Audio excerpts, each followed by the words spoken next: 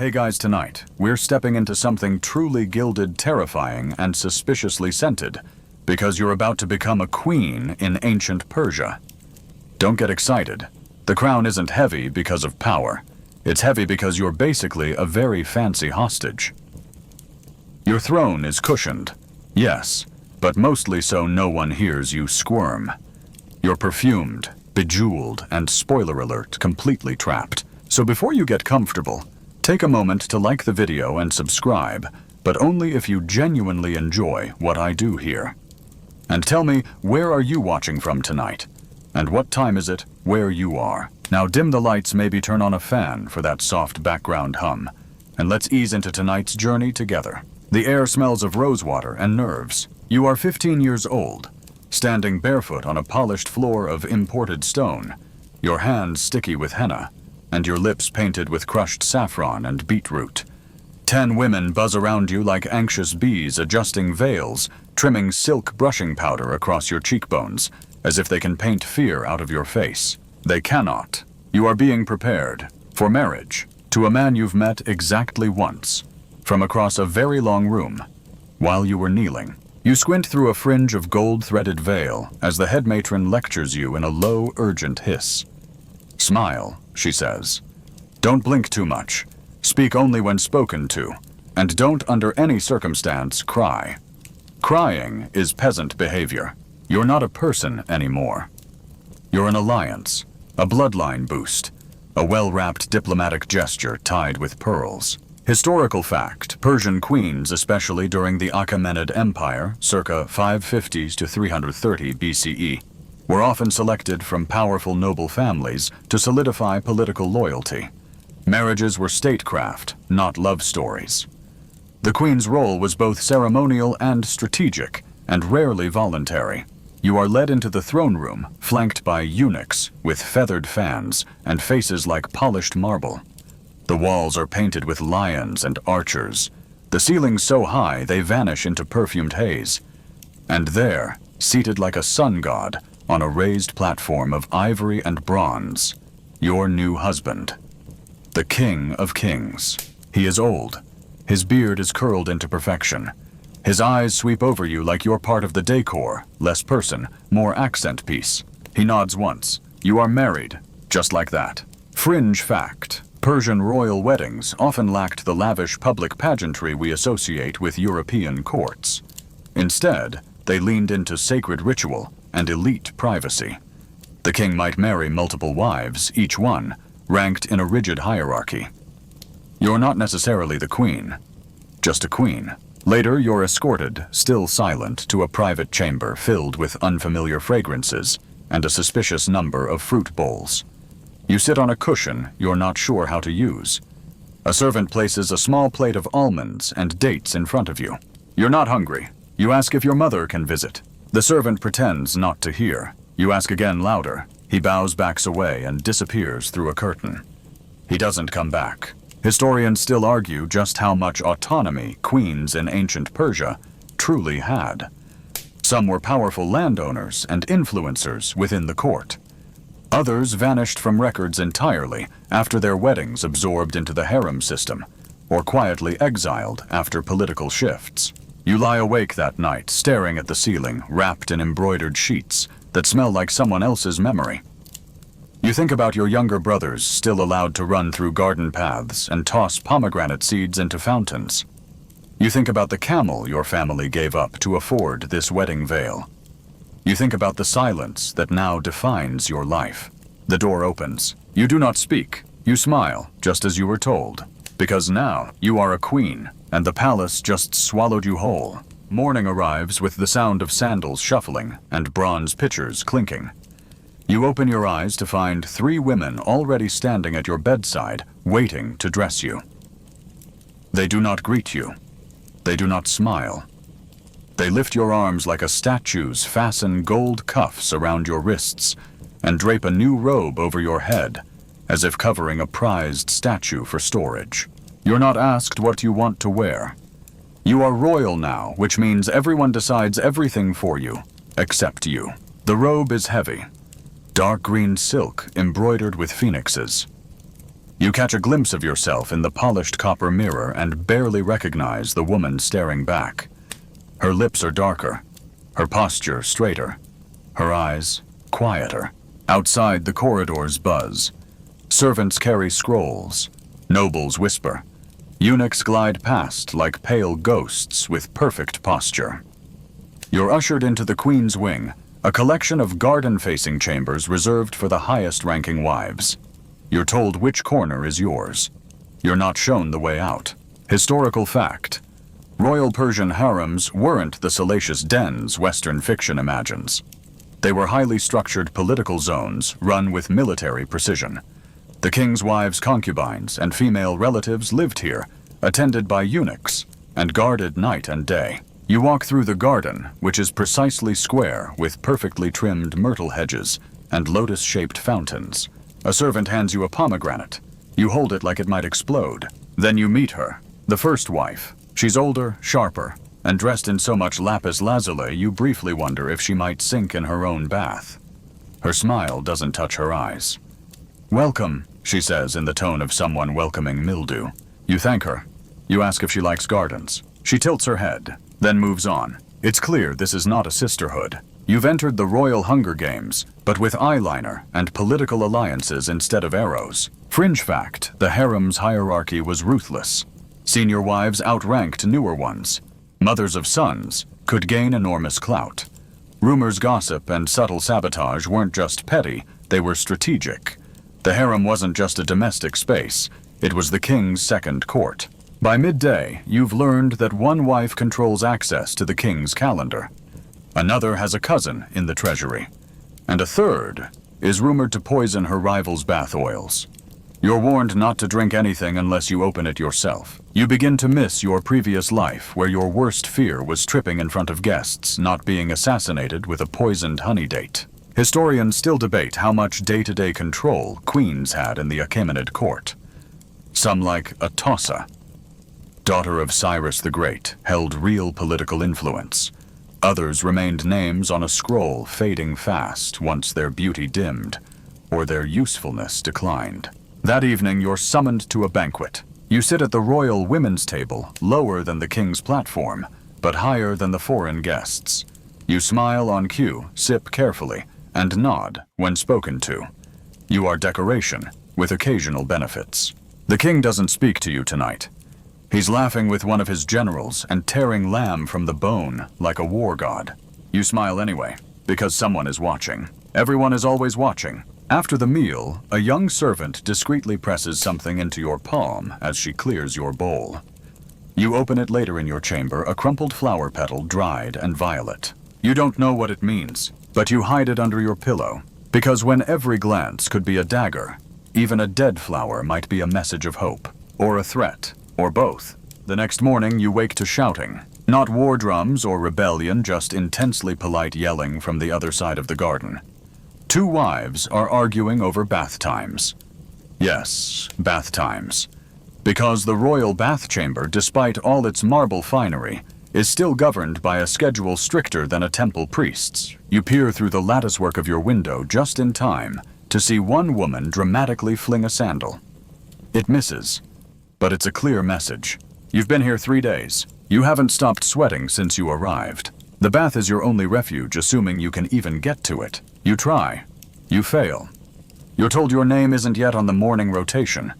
Maybe tomorrow. Maybe never. You go back to your room and pour the last of your rosewater onto a cloth, then scrub yourself like a peasant. You smell faintly of wilted optimism. Historical fact, Persian queens and noblewomen bathed in elaborate hammam-style rooms, often heated from beneath, with hypocaust systems. Oils, perfumes, and scrubbing rituals were routine, but tightly controlled by palace hierarchy. The baths were places of beauty and politics, mostly politics. Midday brings you to the wardrobe chamber. You're told to change, again, because today you're expected to sit beside the king during the afternoon audience, which means at least 4 hours of smiling faintly while dignitaries argue about land taxes, and whose cousin insulted whose goat during last spring's barley festival. A gaggle of servants wraps you in blue silk and silver chains. Someone paints your eyelids. Someone else tugs your hair into something painfully symbolic. By the time you're done, your head feels like it weighs more than your entire torso. You sit beside the king and say absolutely nothing. He doesn't speak to you either. You're a throne ornament with excellent posture. Fringe fact, Persian court protocol was notoriously strict. Women, even royal ones, often appeared only in very controlled circumstances, shielded by veils, latticework, or distance.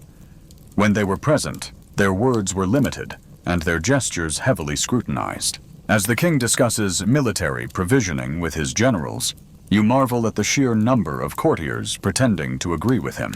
You look at the wine. You consider drinking it all. Instead, you sip once and nod, as if it's the most profound vintage you've ever encountered. Somewhere across the room, the first wife catches your eye. She smirks, just slightly.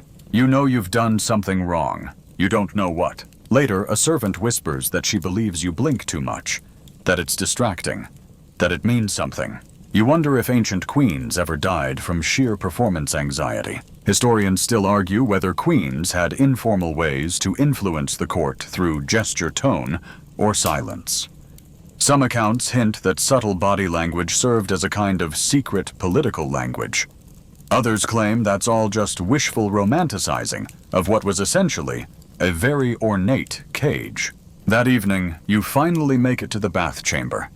The floor is warm beneath your feet. Steam curls from stone basins.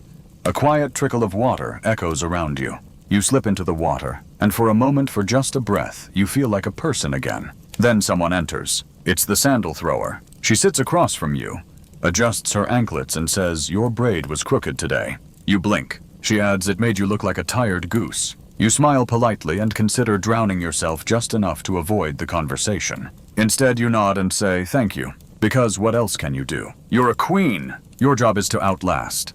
Tonight, your chambers smell like citrus and quiet dread. 2 eunuchs brought in incense an hour ago, something sandalwood-based that makes your teeth itch. You lie on a divan embroidered with griffins and wait for the official call. The king has requested your company. That means one thing. It's your turn. You don't know how many others have been summoned before you tonight. You don't ask.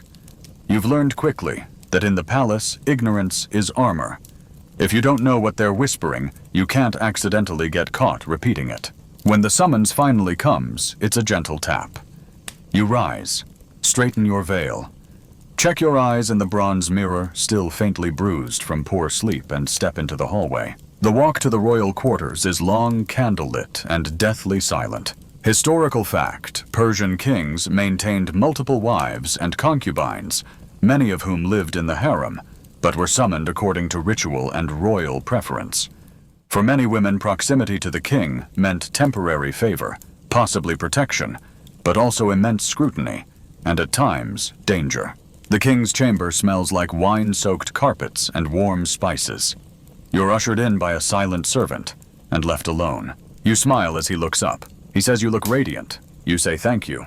He asks if you enjoy the gardens. You say they are beautiful. He doesn't ask anything else. The night is long, and you speak only a handful of words.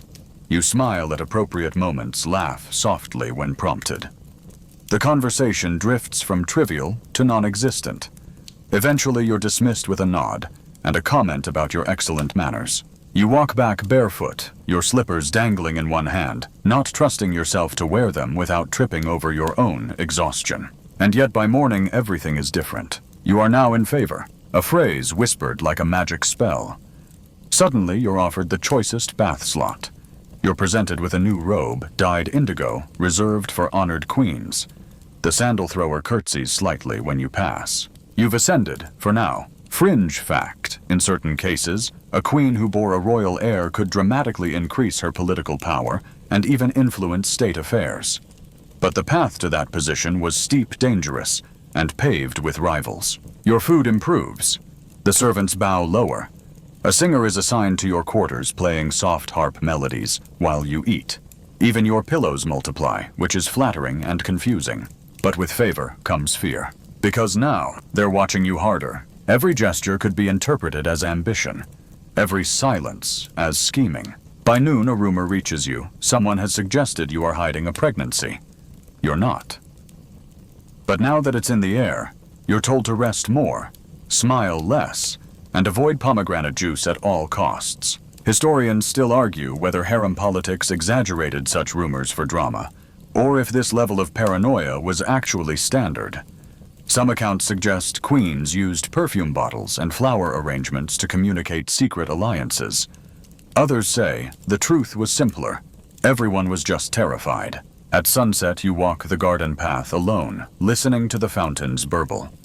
Your veil catches the golden light. You feel for the first time both important and completely fragile, like a scroll written in gold ink on thin bark. You sit under a cypress tree and press your palm against your belly, not to check for signs, just to remember it's yours. Because here in the palace, even your body doesn't fully belong to you. You return to your room and find a new robe folded on your bed. It's crimson, trimmed with lion embroidery. A compliment or a warning. You hold it up to the light. You think of the other wives, the eyes, the smiles that aren't smiles. And you wonder, will they let you wear this again tomorrow? Or will they find a way to strip it and your favor from you by dawn? The robe is gone by morning. In its place, a plainer one, still silk, still beautiful, but noticeably less majestic. No embroidery, no lion. Just a fold in the fabric where the lion used to be. You don't ask questions. You don't complain. You wear it. And you smile even as the first wife walks by your door with an expression that says, "Oh, still here." How quaint. You are learning. You're learning to nod without agreeing to compliment, without meaning it. And to smile so softly, it could mean anything or nothing at all. Today's task is ceremonial. You've been summoned to oversee the weaving rooms where palace women embroider the king's banner's birth cloths and festival tapestries. You sit on a carved stool, barely comfortable, and pretend to care deeply about stitch length and thread dye, while trying to ignore the smell of fermented fig paste drifting in from someone's midday snack. Historical fact, oil women in Achaemenid Persia often managed textile production not just as craft work, but as a symbol of imperial control. Textiles, particularly ones bearing royal imagery, were a form of propaganda. Queenly supervision was expected, not optional. One woman spills indigo on the hem of a ceremonial cloth. The room goes silent. She looks up at you with wide eyes, terrified. You lean forward, smile, say it looks like a night sky. The other women exhale. The tension deflates. You've earned something. Maybe not loyalty, but relief. And relief is a powerful currency in a palace full of pressure. Later, you're ushered to the Hall of Offerings, where foreign envoys deliver gifts, ivory combs, jars of frankincense, 2 actual leopards, and a diplomat's son, who can recite 7 poems in 3 languages, but faints under direct eye contact. You stand silently beside the king, your hands folded. You do not react, not even when the leopards relieve themselves on the marble floor. Fringe fact, Persian court ceremonies were famously elaborate. Foreign visitors were often overwhelmed by the ritual bowing sequences, gift offerings, precise silences. Even queens played a role, standing as symbols of royal refinement and divine order. Blink at the wrong time, and you might offend someone powerful. That night, your food tastes slightly off. Not terrible, not inedible, just strange. You hesitate. Set down the fig-stuffed barley. Wait. A servant comes in later, clears your plate. Another enters behind her, pretending not to notice. You see them exchange a look. You sleep with one eye open. Historians still argue how common poisoning was within royal harems. Some records suggest wives and concubines were routinely tested for loyalty and pregnancy, using food as both gift and trap. Others say this is all exaggerated court gossip, inflated by frightened eunuchs and bitter foreign scribes. You dream of crimson-robed women whispering over your bed, their mouths moving without sound. One holds a pomegranate split wide, its seeds glistening like bloodied rubies. You reach for it, and it vanishes. In the morning, you feel a little colder than usual. Not sick, just watched. You rise, dress in the dull robe again. Braid your hair with more care this time. As you reach for your earrings, you find something tucked into the jewelry box, a folded slip of papyrus. No writing, just a single pressed violet, dry and curled. Another flower. From who for what? Is it kindness or a countdown? You clutch the flower in your palm until it nearly crumbles. Then you tuck it into the hem of your sash, close to your hip, where no one will see, hopefully. Or maybe they're meant to see it. Maybe this is a test. This is how your brain works now. Suspicion as default. Joy rationed like drinking water in a drought. The day's ritual. A blessing ceremony for the upcoming harvest, where you must kneel on woven mats in a sun-drenched courtyard for what feels like several lifetimes, while priests chant in languages even they barely understand. You are surrounded by statues of forgotten gods, and offerings of dates incense, and an unfortunately headless goat. You smell faintly of sour milk. It's the ritual balm. You try not to breathe too deeply. Historical fact, Persian queens were expected to participate in public religious rites, especially those tied to fertility, prosperity, and royal legitimacy. Their presence signaled divine favor, but the rituals could be grueling, symbolic, and politically charged. A priest waves smoke over your head. Another presses a clay seal into your palm. A third ties a red thread around your wrist and whispers something about blessings through obedience. You're not sure if he means you or the goat. Later in the shade of the temple wall, you're offered a bowl of barley pudding. You decline. You're still thinking about the off-tasting fig from yesterday and that violet flower. The servant nods, unreadable. That night, the dreams return. This time, you're standing in the Hall of Pillars alone, except every pillar has your face carved into it, but all the mouths are sewn shut. You wake to thunder. Not from the sky, it's ceremonial drums. There's a new death in the palace. A concubine lower tier. Accidental herbs, they say. You're not comforted.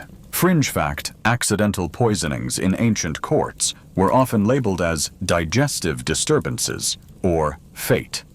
Herbs used for beauty, fertility, or headaches could easily become lethal if misapplied or purposely altered.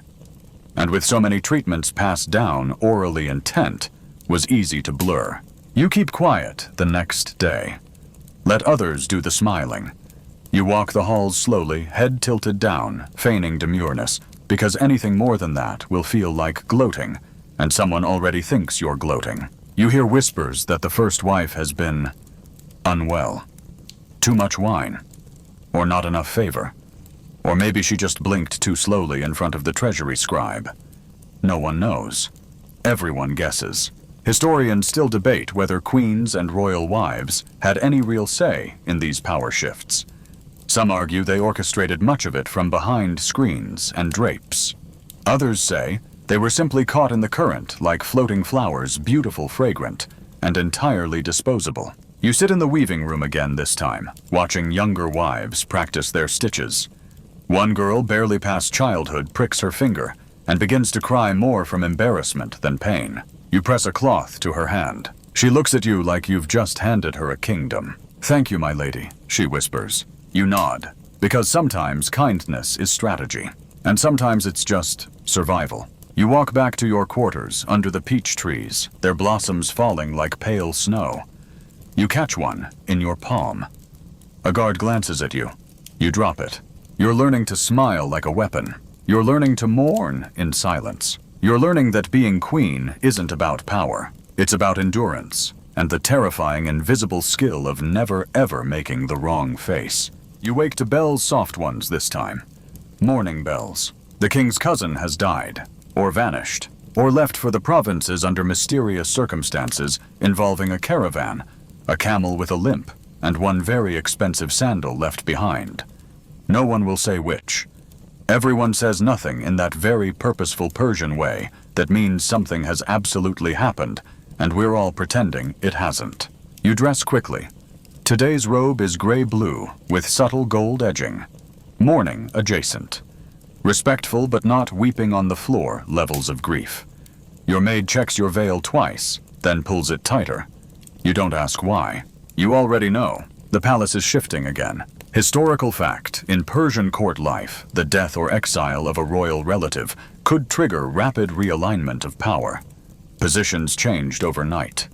Favorites fell out of favor. Queens who had once been invisible were suddenly crucial, and queens who had been crucial could vanish just as fast. The king does not appear at the morning audience.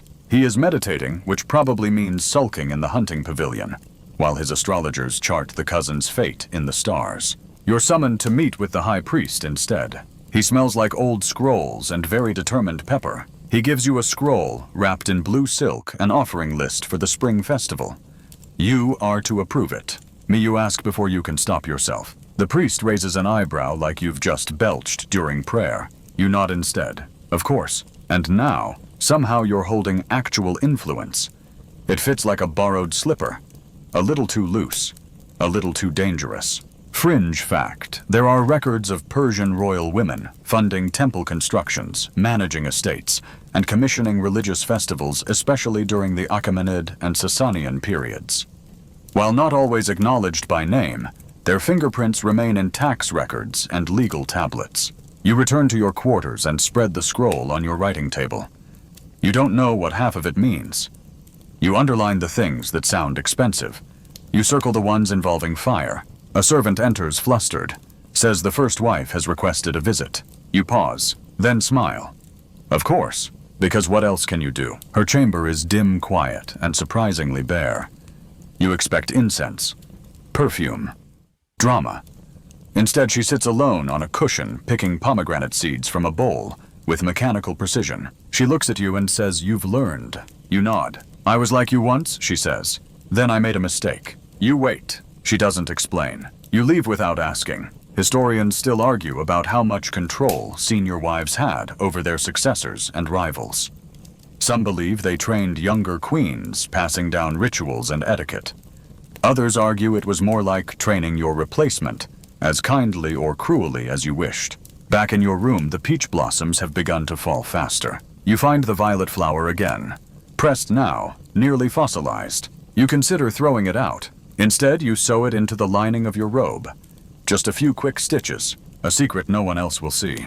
That evening, during a lantern-lit banquet, the king finally appears. He looks older, tired. He scans the room. His eyes find yours. He nods, just slightly, and suddenly the court sees it. Whispers fly. You feel them land on your shoulders like invisible moths, soft, fluttering, relentless. You are rising again, which means tomorrow you're probably doomed. The whispers begin before the sun rises. 2 wives are missing breakfast. One has taken to her bed with a delicate condition, which everyone knows means she's hoping to claim pregnancy before someone else does. Another is suddenly more devout than usual, spending hours in the temple courtyard, weeping gracefully beneath the cypress trees. You do none of these things. You sit calmly in your quarters, sipping thin yogurt and honey from a carved bowl, your robe heavy with its secret violet stitch. You say very little to your attendants today. A soft yes. A gentler thank you.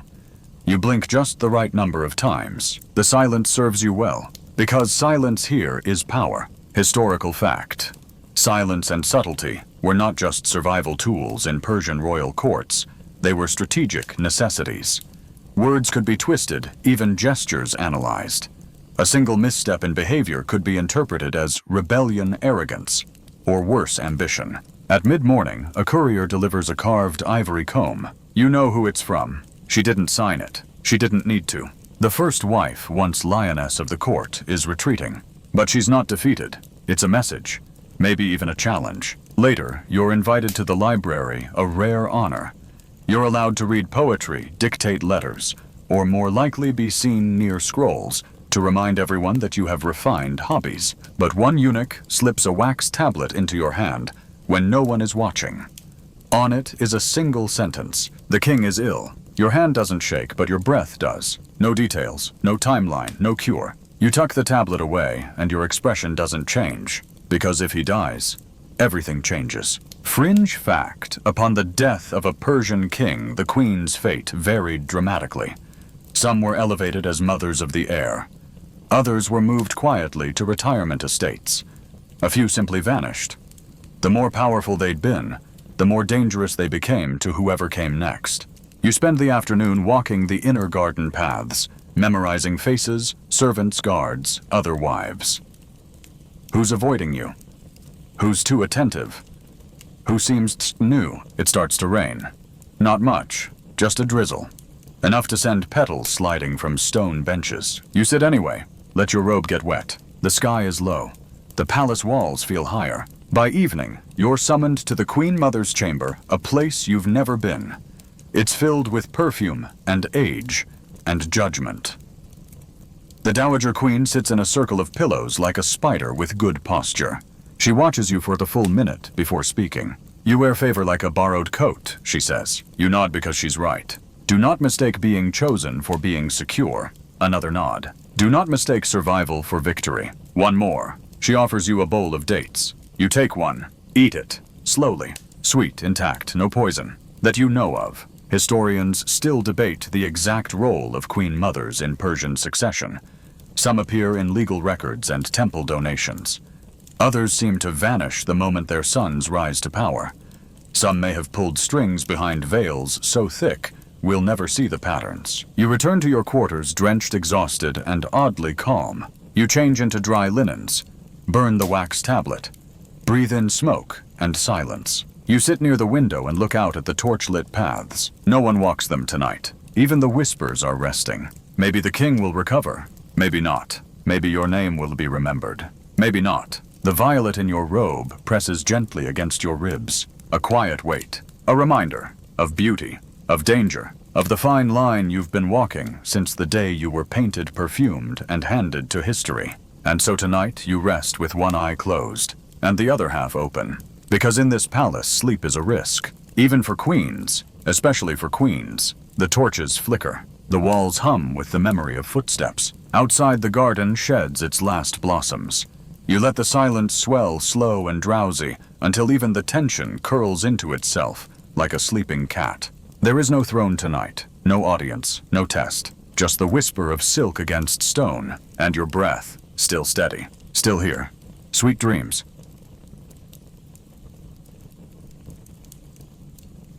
Hey guys, tonight we plunge headfirst into the stinkiest, most unglamorous corner of castle life.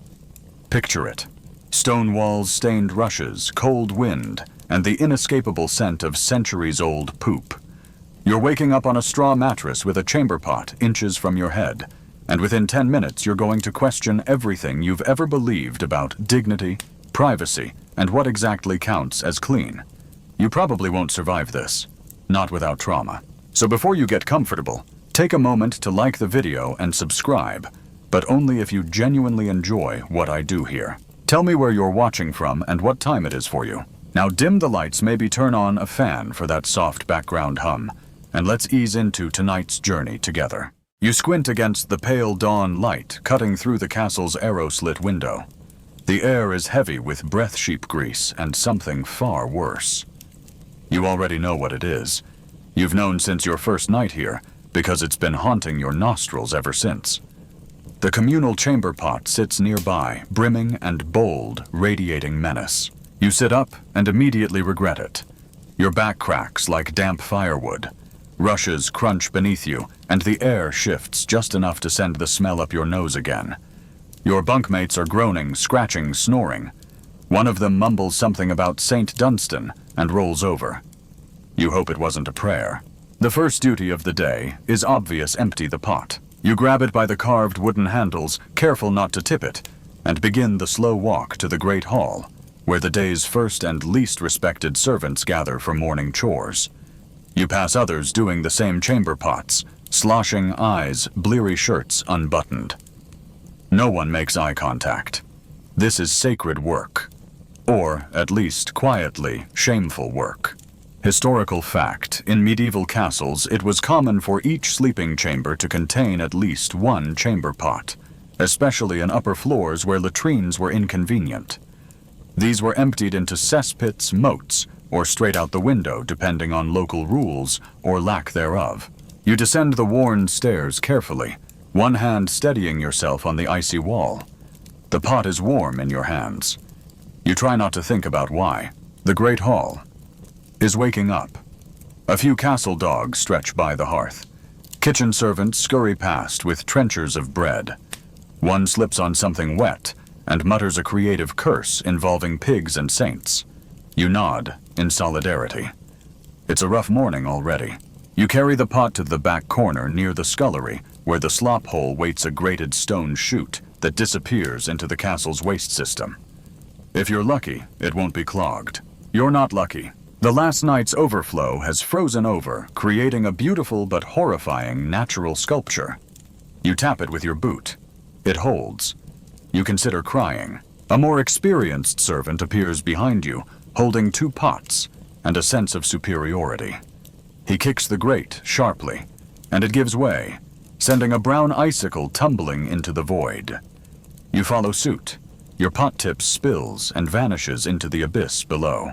Fringe fact: some castles had surprisingly advanced waste channels that led outside the walls, or into cesspits lined with stone and gravel. Others just straight down into pits teeming with, well, let's say local fauna.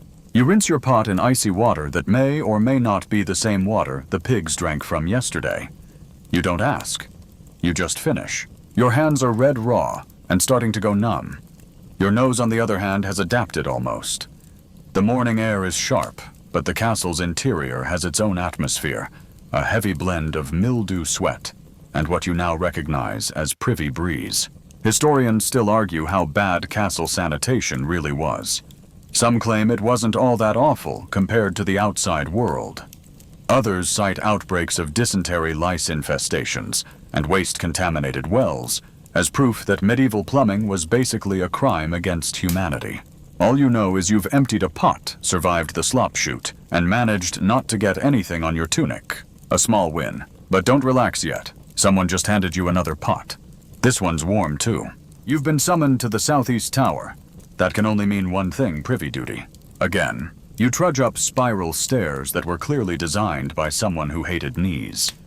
With each step, the air gets colder, the stones get damper, and the drafts get more personal.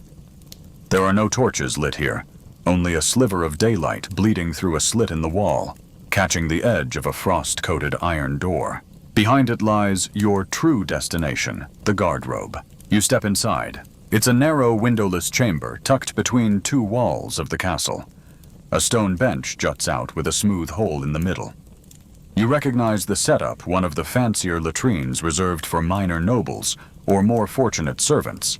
No privacy, no cushion, but hey, it's elevated and wind exposed. That counts as luxury. You glance down the hole. It's a straight drop into darkness. You hear something slosh faintly, then something else. Plop, and then something growls. Nope, no one mentioned growls. Historical fact: many medieval castles featured garderobes, simple vertical shafts built into outer walls, designed to let waste drop into the moat, or a cesspit below.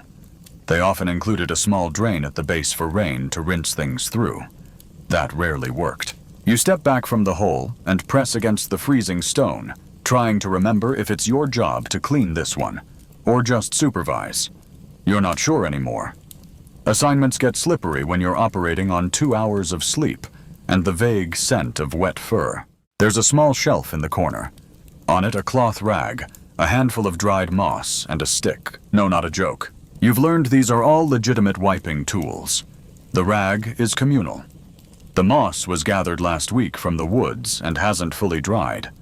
The stick, called a gomph stick by the more cheerful elders, is supposed to be for reaching. You do not want to know more. You gingerly pick up the moss. It crumbles. Fringe fact: toilet paper didn't exist in Europe during the medieval period. Most people used moss hay, old cloth, or even smooth stones. Nobility sometimes had access to soft linen scraps, but even that was reused. A cold gust rushes up the shaft and flaps your tunic like a sail. You shiver. The draft is legendary here. The garderobe is designed to vent smells away from living spaces, great in theory, until winter, when it doubles as a human freezer with a view of your own shame. Some poor soul will be using this in the dark tonight, half asleep, half dressed, and completely vulnerable. You hope it's not you, but it will be. You crouch and check the chute edges for buildup. You immediately regret this. Scraping happens. It is unglamorous. You use a stick to push things loose, dodging mysterious drips from above. Why are there drips from above? You do not investigate. You are brave, but not that brave. Historians still argue whether castle latrines were genuinely foul, or simply appropriate for their time. Some cite well-ventilated towers and clever water drainage as evidence of medieval hygiene's underrated ingenuity. Others mention the fleas, the rot, and the occasional rat pile. You lean out the arrow slit, taking deep breaths. The air is crisp, the sky gray, the courtyard below bustling with someone else's bad morning. From here you can see where the guardrobe chute empties just above the moat. You'll never look at the moat the same way again. Another servant shuffles in behind you, holding a wooden bucket with obvious reluctance. "You done?" he mutters, eyes scanning the walls. "Sure you say backing away as fast as your knees allow. Let him be the next hero." You descend the tower, your fingers still raw from frost and contact with the unspeakable. You pass a tapestry along the stairwell and suddenly remember, people have been known to use those in emergencies. You give it a wide berth. The great hall is louder now. Someone's shouting about a chicken. A bard is tuning a lute badly. You spot Luke, the one who laughed at you last week when you dropped a pot walking in with suspiciously clean shoes. You raise an eyebrow. He winks. You both know someone used the hallway last night. You sit near the hearth, hands outstretched to catch the warmth. But all you catch is the faint scent of someone who just came from the cesspit. Which, speaking of, the gong farmer is waiting, and he's holding a rope.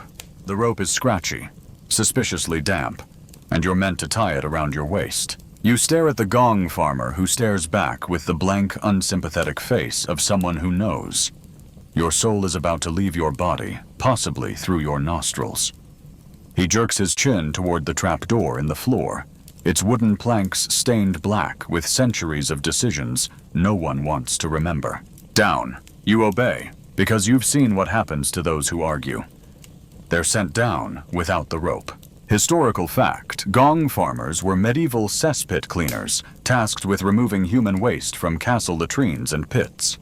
The word gong didn't originally refer to noise, it came from the Old English gang, meaning to go, as in places where people go. They worked mostly at night, and were understandably not popular guests at parties. The ladder creaks as you descend the world, narrowing to stone and stench. A bucket swings at your hip, knocking against the wall as you go lower, deeper, darker. The smell hits you like a siege engine. Thick, warm sweet in the wrong way. Your eyes water. Your stomach reconsiders breakfast. At the bottom, the world changes. It's not a room. It's a cavern. A moist, echoing cavity carved beneath the castle, filled with the slop of decades. A cesspit. You think you see movement. Best not to look. You step off the ladder onto a plank that wobbles. One wrong move, and you're in it. Literally in it. Neck deep. Possibly worse. The gong farmer drops down beside you. Torch in one hand, shovel in the other. He points to a corner. That pile's fresh, start there. You swallow hard. You begin to shovel. The texture is no, never mind. We're not describing the texture. Just know that it resists you in a way that feels personal. Like it knows. Every scoop goes into a large wooden tub lined with straw and despair. Every squelch echoes around the chamber like laughter from a demon you definitely don't believe in, but maybe we'll start believing in now. Fringe fact, gong farmers were actually well paid due to the horror of the job. Some earned more in a week than castle guards made in a month. Of course, no one wanted to stand near them, and they often lived outside castle walls to avoid social contamination. You wipe your forehead with your sleeve and immediately regret it. You've made contact. You can feel it through the fabric. You scrape your shovel against a stone wall, dislodging something ancient. Is that a boot number? No, don't think about it. Historians still debate how often cesspits were cleaned. Some say monthly. Others suggest once or twice a year, unless overflow demanded more. That's right. Overflow. You glance toward the corner of the pit, where the muck reaches a height that seems vaguely biblical. The torch sputters, the light dims. You panic for half a second before the farmer relights it with a practiced flick. He grunts, don't drop it. You nod, eyes wide. You're waist deep in the worst smelling job on earth, and the only thing worse than this moment is the knowledge that you'll have to do it again next week. Maybe tomorrow. Maybe in a few hours, depending on how many guests the castle is hosting. A rat scurries past your foot. It's blind. Or bold. Or both. You feel something wet land on your shoulder. You do not look up. After an eternity or 20 minutes, the farmer gestures. That's enough for now. You climb the ladder, arms trembling, knees weak, dignity gone. He hands you a smaller bucket. Wash. You do, with water that smells only slightly better than the pit. When you emerge above ground, the light is blinding. You blink. Fresh air stings your nose. You've been rebus in the worst baptism imaginable. You stagger toward the corner of the courtyard where no one is supposed to sit, but everyone does anyway. You collapse on a bench that creaks ominously beneath your soaked tunic.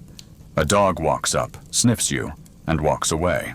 Even the dog has standards. You stare into the middle distance. You're a new person now, and that person is broken. You're not sure how long you sit there. 1,000 years, probably.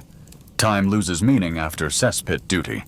But eventually someone throws a bundle of straw at your head and barks delivery for the lady's solar. You blink. You're the delivery.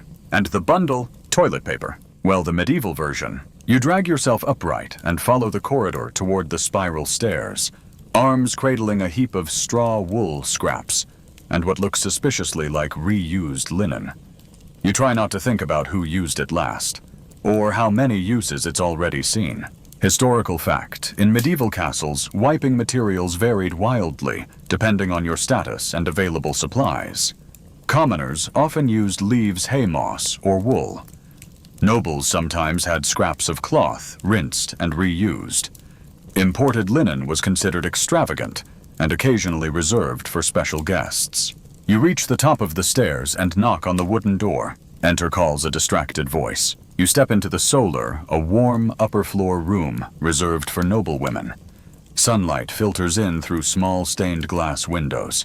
Embroidered cushions and tapestries line the walls. It almost feels civilized, until you spot the chamber pot in the corner. It's gold-rimmed, porcelain, decorated with tiny birds. It's also full. One of the ladies sighs dramatically. It overflowed again. You approach carefully, placing your bundle of wiping material beside it. She looks at you like you've just dropped a dead pigeon at her feet. Is that the soft straw? You nod. She sniffs, then gestures toward the pot. Well, I assume you're not just here to admire it. You swallow your pride. You've already left it somewhere in the cesspit anyway. Fringe fact, some noble chamber pots were made of silver porcelain or even glass. They were often kept beside the bed, tucked beneath skirts, or disguised within furniture. One English queen supposedly used a velvet-covered pot lined with lace. You lift the pot holding it at arm's length and begin the delicate journey back down the stairs. You've done this before. One bad step, one trip, and you'll be part of castle legend forever. The servant who baptized the hallway. You pass a group of squires sparring in the corridor. One spots you and makes a joke you don't quite catch, but it ends with snickering. You grit your teeth. You reach the courtyard and empty the pot at the designated disposal trench, essentially a narrow channel that carries waste away from inhabited areas, ideally toward the moat.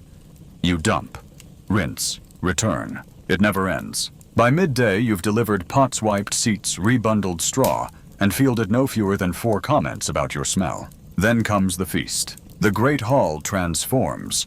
Tapestries pulled wide, benches and trestle tables aligned, trenchers of bread platters of game greasy pies and flagons of mead. The nobles gather in bright silken waves. Laughter music smells some delightful, some offensive.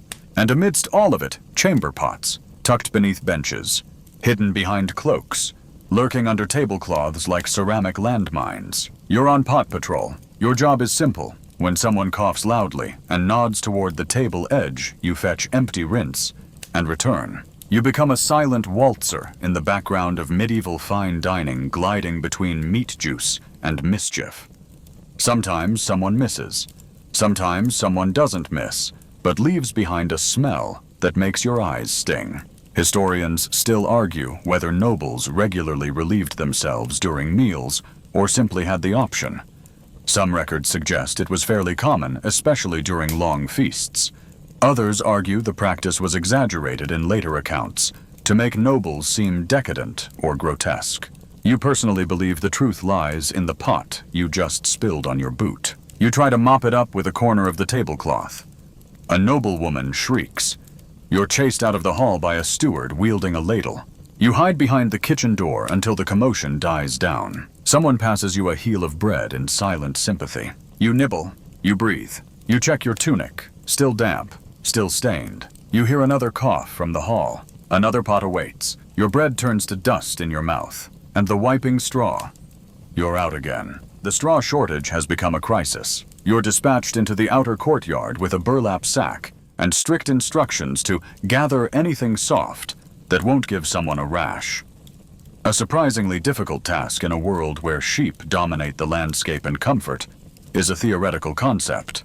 You trudge past the stables, duck the angry goose that guards the fodder pile, and start sifting through loose hay sheep wool and tufts of moss.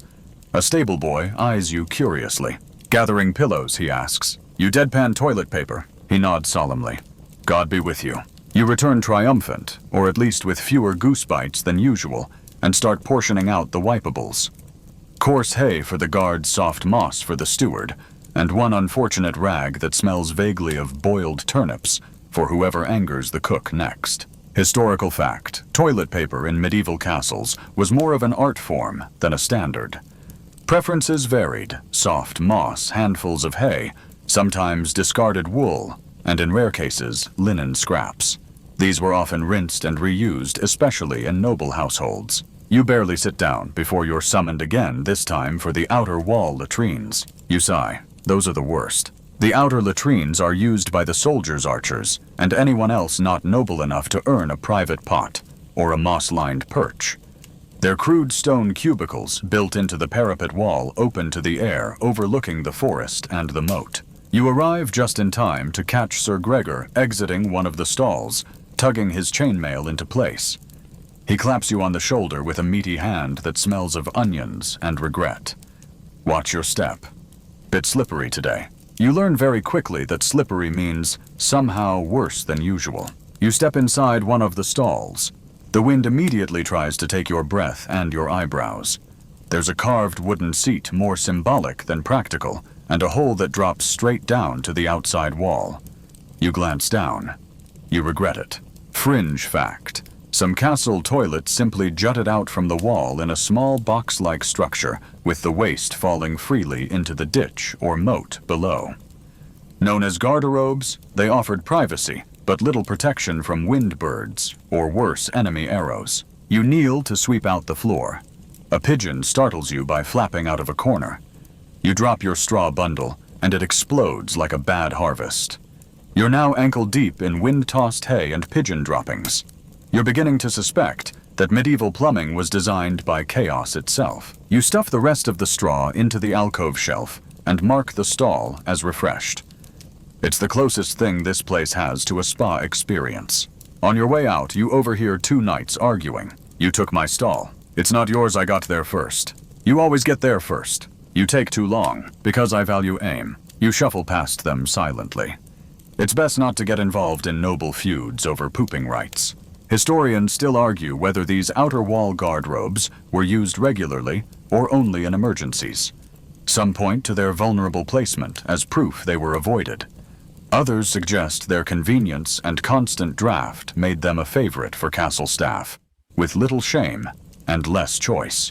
Back in the courtyard, a young page is standing near a puddle holding his nose. Someone used the moat again, he says, pointing to a floating turd drifting near the ducks. You nod. The ducks nod back. You haul your straw bag toward the kitchens to restock when the steward intercepts you with a firm grip and a withering glance. Evening meal begins soon. You'll be on rotation. You know what that means. Chamber pot duty. Again. Feasting nobles.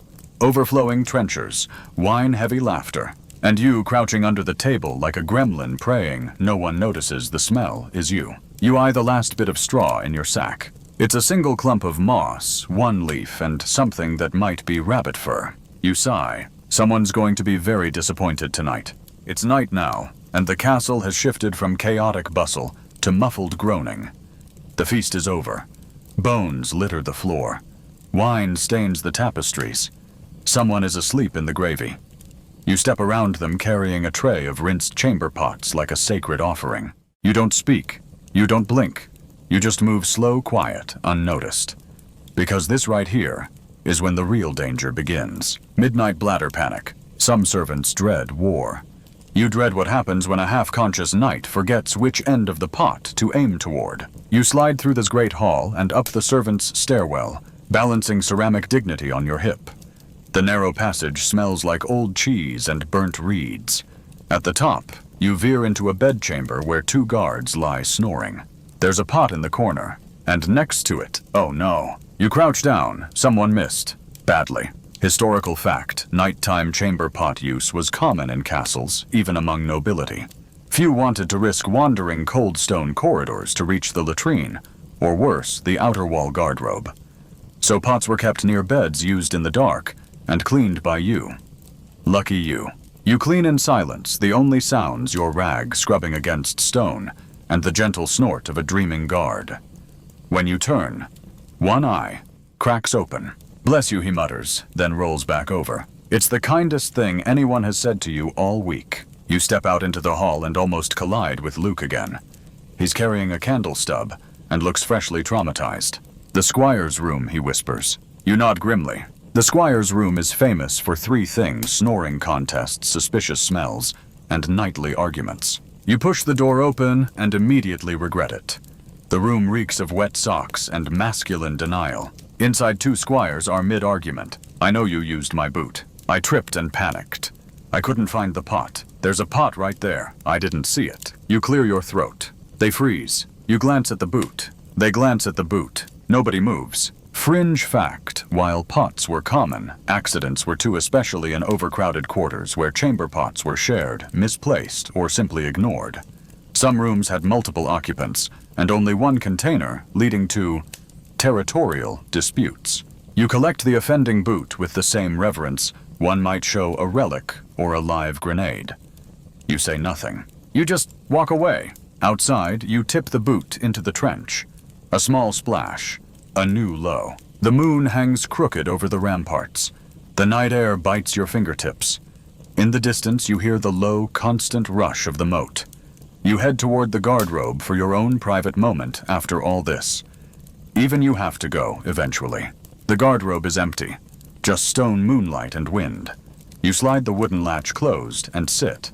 It's peaceful almost. Cold but quiet. You close your eyes. Then you hear it. Skitter, scratch, skitter. You glance down. Is that? Yes, it is. A rat. 2 of them. Fighting beneath the shaft over something. You don't want to know what. You finish faster than you thought humanly possible. Historians still argue whether castle dwellers truly adapted to the conditions, or simply endured them. Some records mention people treating chamber pots and garderobes as normal parts of life. Others mention plagues, trench foot, and mystery rashes no healer could fix. You lean against the cold wall, staring out the arrow slit. A figure moves below in the courtyard, dragging a slop bucket toward the moat. Even from here, you recognize the wobble of knees and the 1,000-yard stare. You nod to your fellow sufferer. They nod back, united in stench and silence. You return to the bunk room long past midnight.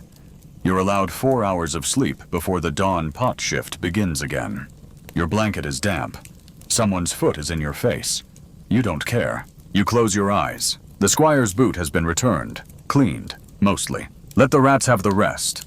It's barely dawn, and your reward for surviving the graveyard shift is a promotion, not a good one. You've been hand-picked by someone who either hates you or believes in testing the human spirit to assist his lordship during his private morning ritual. That's right. You're now on wiping duty for the most powerful pampered posterior in the entire castle. Lucky you. You shuffle into the lord's chambers with the poise of a condemned sponge. The room is warm, opulently so. Tapestries, carpets, feather-stuffed cushions, and dead center. His lordship perched regally upon what can only be described as a toilet throne. It's carved from walnut. It has armrests. There's a lion's head carved into the backrest as if to say, this is not just a chair. This is an event. You bow. He nods, then gestures. Let the horror begin. Historical fact, high-ranking nobles often used specially crafted close stools, wooden box-like seats, with padded lids beneath which a chamber pot could be placed. These seats were sometimes ornately decorated, and doubled as furniture. Servants were assigned to help with everything from wardrobe to post-wardrobe. You step forward holding a bowl of warm water, rose-scented if you're lucky, and a folded piece of soft linen. You're not supposed to make eye contact, but it's hard to avoid when his lordship insists on maintaining a steady philosophical gaze, like he's pondering the deeper meaning of feudal sanitation. He lifts a cheek slightly. You proceed. Somewhere in the next 60 seconds, your soul exits your body. Fringe fact, the position of groom of the stool was a real royal appointment in several European courts. The role involved assisting kings during their most personal moments, often with surprising political influence, since such proximity offered unmatched access. You finish the ritual, fold the cloth, offer a final respectful nod. His lordship stands, stretches, and says you're thorough. I appreciate that. You mumble something that might be gratitude, then back out of the chamber with the used linen and bowl, careful not to step on the rug that probably costs more than your entire village. Outside the chamber, another servant grabs your elbow. You're wanted in the laundry. Of course you are. The laundry smells of boiling damp wool and industrial despair. Linen cloths are dunked, scrubbed, rinsed in freezing water, and laid out to dry on racks. You add his lordship's cloth to the special handling pile, where it will be beaten gently with lavender sticks and passive-aggressive sighs. You grab another load, this one from the kitchen servants, and head toward the drying yard. The sun is just beginning to crest over the outer wall. Birds chirp.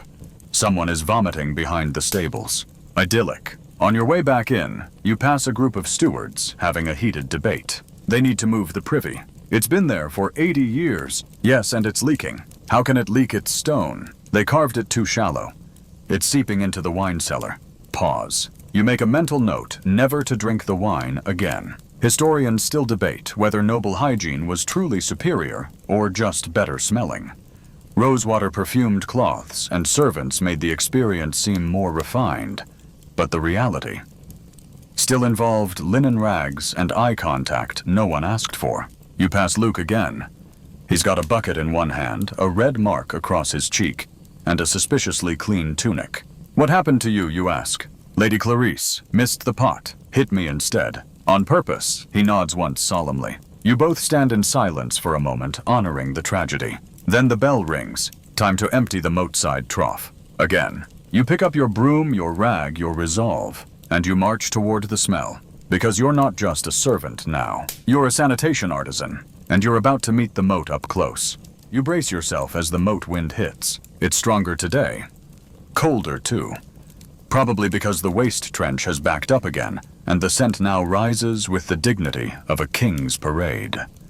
There's movement on the surface of the water, ripples from something alive, something hungry, something that might once have been a fish, but is now mutated by proximity. You've brought the wooden rake, the long one. You'll need it, because the trench is clogged, again, and your job is to unclog it. Historical fact, in many castles, the waste chute emptied directly into the moat, which contrary to popular belief was not always filled with water. When it was, it doubled as both defense and sewer. Unsurprisingly, moats often became disease-ridden swamps, brimming with bacteria, garbage, and human waste. You wedge your boots into the mud and stretch out over the edge with the rake prodding the brown mass of twigs, hay, and other unspeakables. Something breaks loose with a thick glorp, and you nearly lose your balance. Behind you, someone gags loudly. It's Luke. Again. I brought more straw, he says, holding out the bundle like an apology. Also, there's a dead duck in the hall. Not sure if it's dinner or an accident. You nod solemnly. Fringe fact, archaeologists have found everything from bones to jewelry to fragments of carved wood in the sewage systems beneath medieval castles. One memorable find. A perfectly preserved leather shoe, probably dropped by an unlucky servant during late-night pot duty.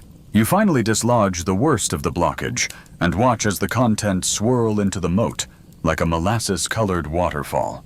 Somewhere down below, a frog screams, or maybe that's just the wind.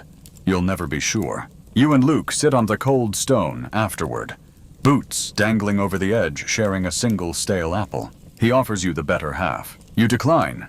You've tasted enough sadness for one morning.